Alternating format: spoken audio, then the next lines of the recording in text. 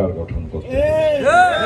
তো যেই দল 17 জন, 3 জন এবং 18 জন করে এমপি পায় 15 বছরের ইতিহাসে, আপনারা কি মনে করেন সেই দলের 151টি এমপি পাওয়ার যোগ্যতা আছে?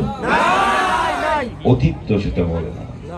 আর যেই দল 200-র উপরে আসন পেয়ে সংসদে যায়, প্রধানমন্ত্রী হয়, সে দলের কি অবস্থা হতে পারে সেটা আপনার জনাব তারেক রহমানের বিভিন্ন জনসভা থেকে আজ করতে পারছেন হয়তো।